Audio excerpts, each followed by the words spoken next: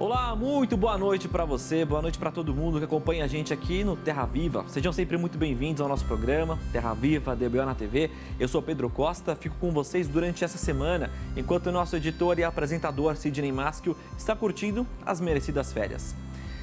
E olha, a notícia de hoje é que, de acordo com os dados da Confederação da Agricultura e Pecuária do Brasil, a CNA, o preço do boi gordo tem andado igual gangorra. Sobe, desce, desce, sobe, tudo de novo e assim por aí vai. Em 2019 a 2022, a coisa estava boa, com preço subindo, faltou carne aqui no Brasil e a China comprou quase tudo que podia naquela época. Mas depois de 2022, até começou de 2024, o preço caiu um pouco mais. Agora, de agosto para cá, tudo voltou a subir. Outro detalhe é que até metade deste ano, os frigoríficos estavam com muita oferta de gado e escalas de abate longas, de 12, 13 dias. Agora, com menos boi no mercado, essas escalas encurtaram e o preço deu aquela subida boa, batendo até um recorde de março de 2022. Mas, de acordo com a CNA, nem tudo são flores, viu?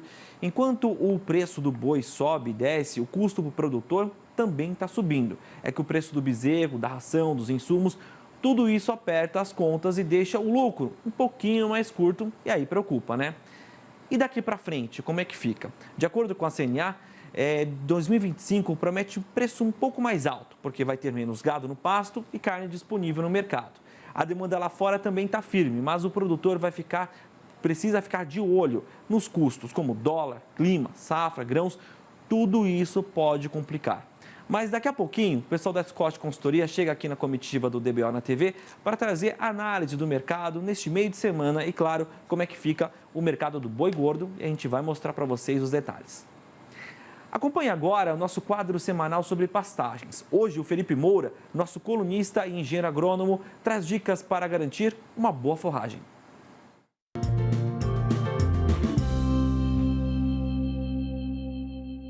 Fala pessoal, beleza? Felipe Moura aqui, o Eduardo. Eduardo está estagiando e fazendo as medições de altura de saída. Tem dois métodos que ele está fazendo. Um é o da régua, mostra aqui, Eduardo, e o outro é o da transparência.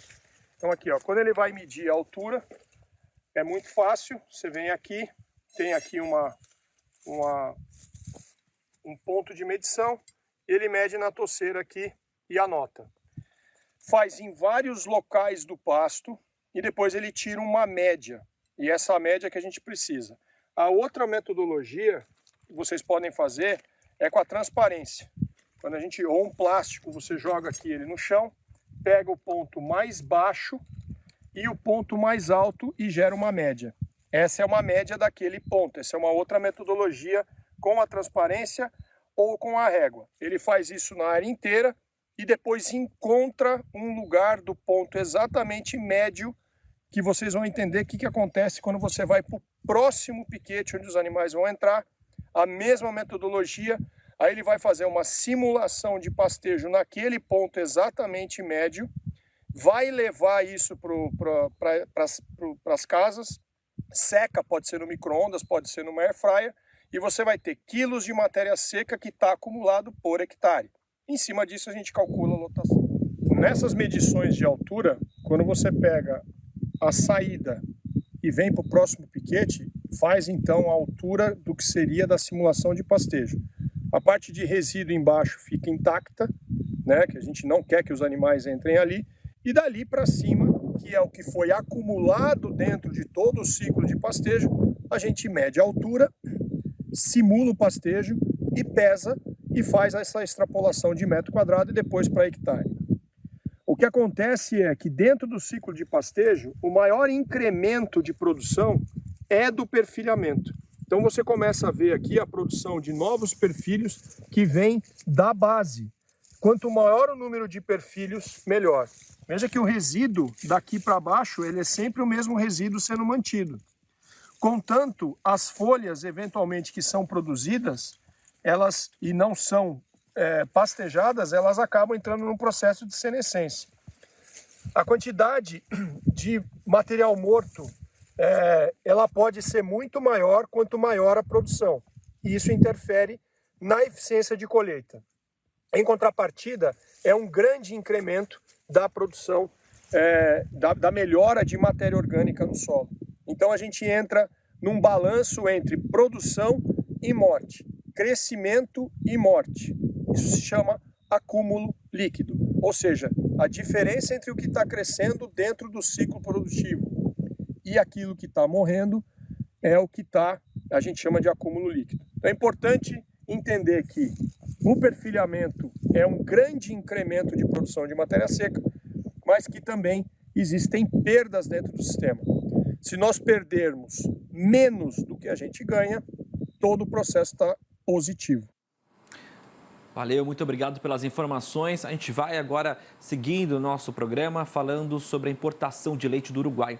Em entrevista ao canal AgroMais, o ministro da Agricultura daquele país, Fernando Matos, afirmou que está por dentro das investigações sobre o dumping.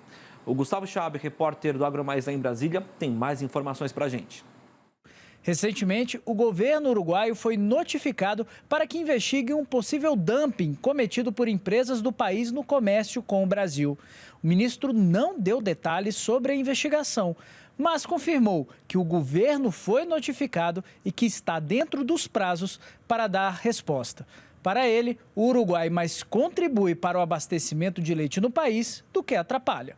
A questão do leite, na realidade, o Uruguai, longe de ser um problema, é a solução, porque o Brasil continua sendo um país deficitário na produção leiteira. O Brasil, estruturalmente, é um país que precisa importar. E o importador natural ao qual deve apelar, historicamente, tem sido o Uruguai. Qual é o problema que existe, então, quando temos questões de aspectos sociais que nós compreendemos perfeitamente? O fechamento de setores produtivos familiares geram um traumatismo e uma pressão muito grande sobre os governos. Então a gente compreende perfeitamente essa situação e essa sensibilidade para tentar resolver o problema. Só que o fundo da questão é um aspecto de eficiência, de competitividade.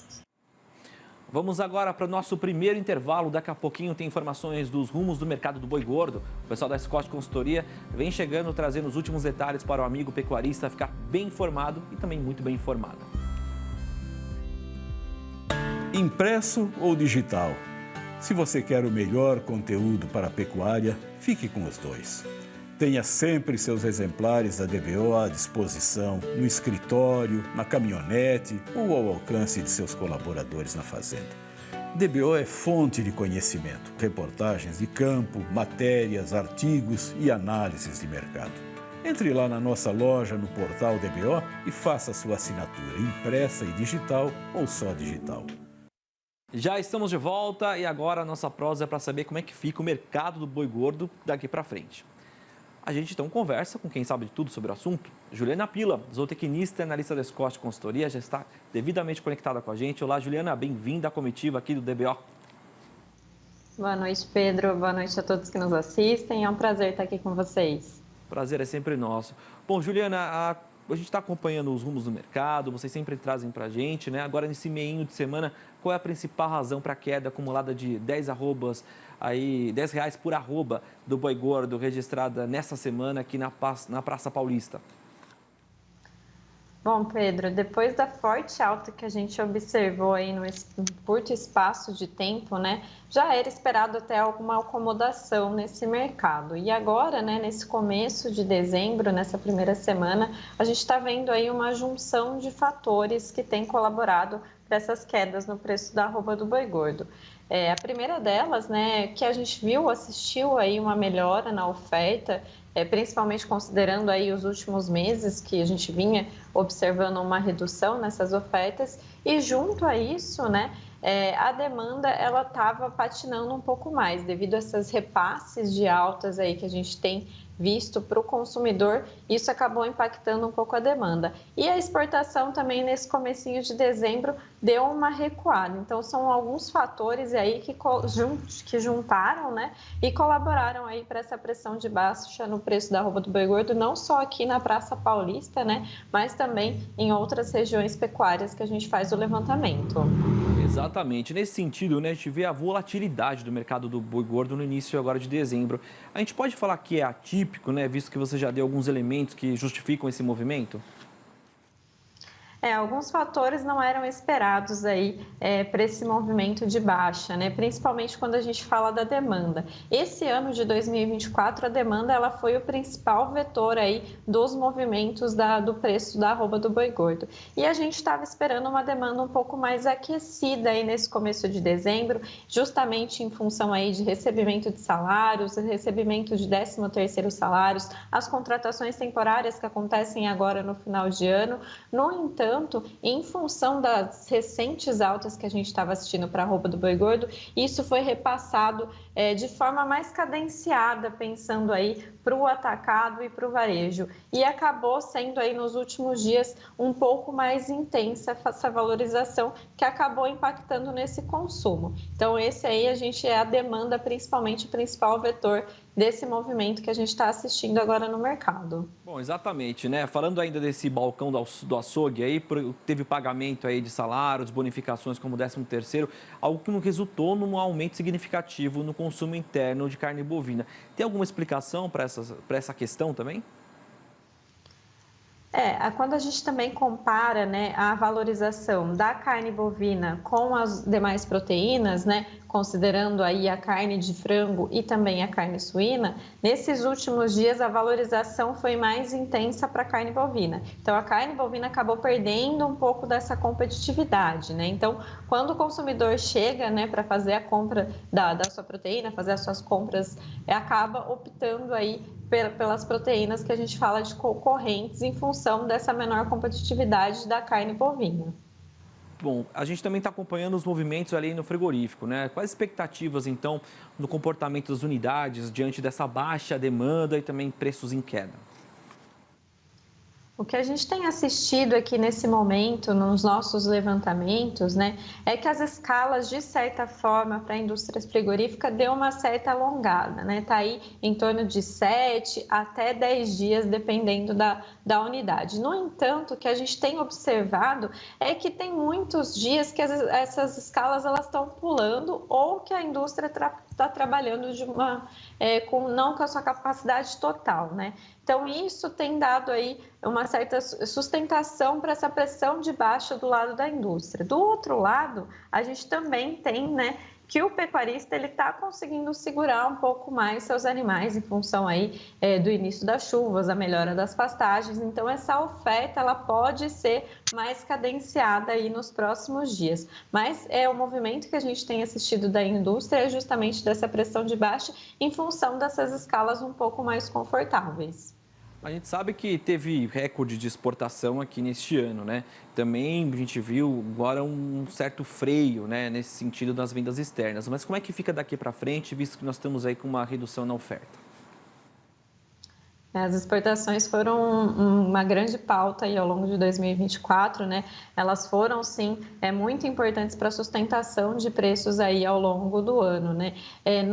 No fechamento de novembro, as exportações, elas diminuíram em relação a outubro, né? Já começou a reduzir aí um pouco desse volume, no entanto, na comparação anual, ainda foi bastante positiva as exportações em novembro. Nesses primeiros dias de dezembro, apesar ainda de não ser dados consolidados, né, serem dados parciais, a exportação realmente ela perdeu um pouquinho de ritmo, né, nesses dias, né? Mas é comum a gente assistir uma exportação um pouco menor aí no último mês do ano, mas as expectativas são bastante positivas aí, pensando um pouco mais a longo prazo, quando a gente analisa os números aí do Departamento dos Estados Unidos, né, do USDA, a gente vê que a previsão para 2025 é de uma exportação um pouco acima do que a gente assistiu em 2024, lembrando que a exportação agora em volume em 2024 foi recorde, então a gente está falando de uma expectativa bastante positiva, então deve seguir aí dando sustentação para o mercado. Bom, seguindo então nessa expectativa positiva, tem muito produtor falando da previsibilidade do mercado do boi gordo, né? Diante de um cenário tão instável com algumas questões. Como é que vocês estão avaliando essa previsibilidade, né? Visto que o mercado sempre tem seus altos e baixos. Daqui para frente, obviamente, né? Vamos olhar 2025 chegando aí. Bom, o mercado é bastante volátil, como a gente costuma sempre dizer, né? Você tem vários fatores que acabam influenciando, tanto fatores internos como também os fatores externos.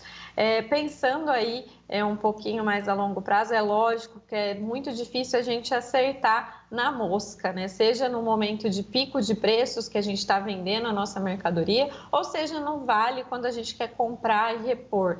Então, o que a gente sempre fala aqui na Scott é óbvio, né? Trabalhar aí com as opções que o mercado nos oferece, de travas, de preço e tudo mais, mas a gente tem que olhar sempre para dentro, para os nossos custos e ver realmente se o preço que está sendo comercializado nesse momento, que está sendo oferecido, acaba compensando nas suas contas, né? Então, é óbvio que a gente tem que olhar para frente, mas é sempre bom a gente olhar os nossos custos e ver o momento ideal ali para fazer a venda. Se está dando um valor interessante, está dando um lucro, é interessante já fazer uma negociação, né? Pensando para 2025, no primeiro trimestre, né, a gente costuma ver uma demanda um pouco mais patinando ali. Então, como 2024 a demanda foi um grande vetor, para 2025 a gente acredita que isso vai ser um importante vetor aí na precificação da arroba do boi gordo e principalmente nesse primeiro trimestre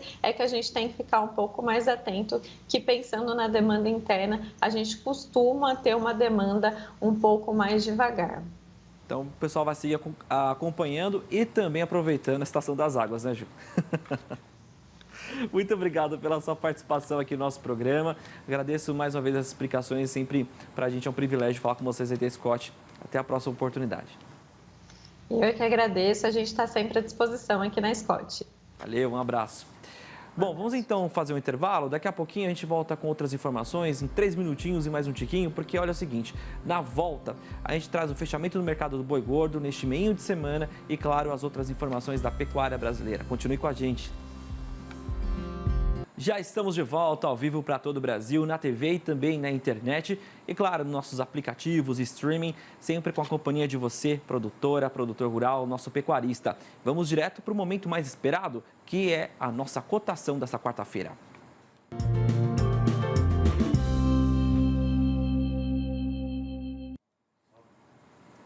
No balanço do dia da Scott Consultoria foram apuradas mudanças nas cotações em 18 das 32 regiões, sendo que apenas uma arroba subiu.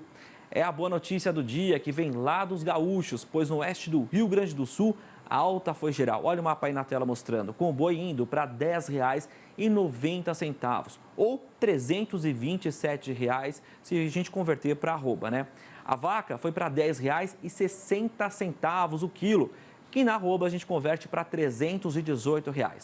A lista das quedas, o facão começa aí por Barretos e Araçatuba, em que o boi caiu para R$ 320 e a vaca para R$ 297.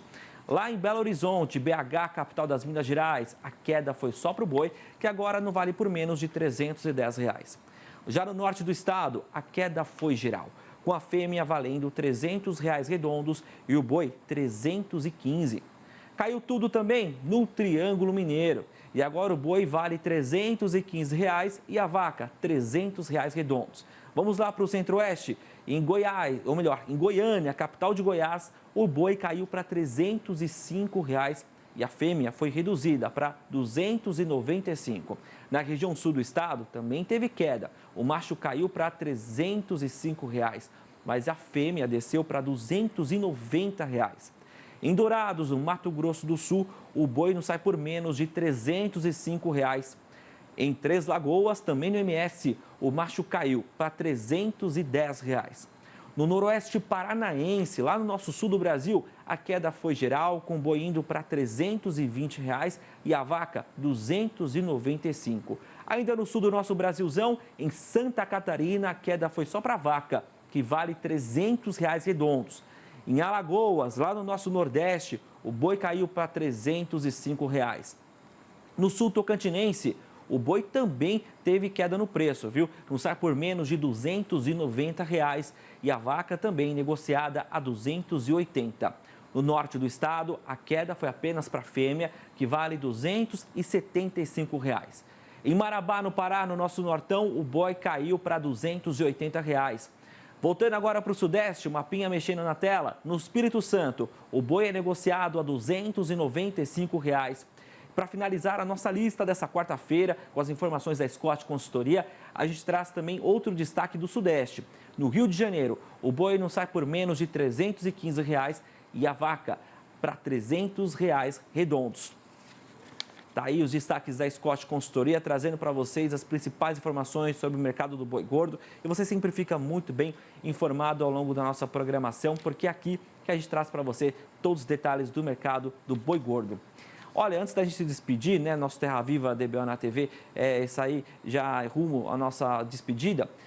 Eu quero deixar aqui um abraço carinhoso, viu, para um telespectador que é muito amigo nosso, que é o seu Cláudio Totó. Ele está fazendo aniversário hoje, ele lá da Seleção CS. Quero deixar um abraço para ele e para a dona Leda também, que está acompanhando a gente agora. O seu Cláudio hoje completa 85 anos. Um homem visionário, né, que já várias vezes a gente mostrou a história dele aqui.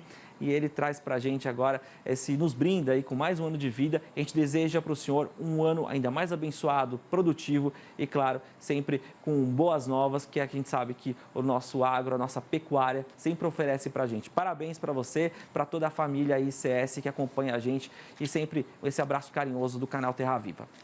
O Terra Viva DBO na TV vai ficando por aqui. É claro, você sempre segue muito bem informado durante a nossa programação. Continue sempre ligado aqui no Terra Viva há 19 anos, cultivando o melhor do Brasil. Até amanhã. Tchau, tchau.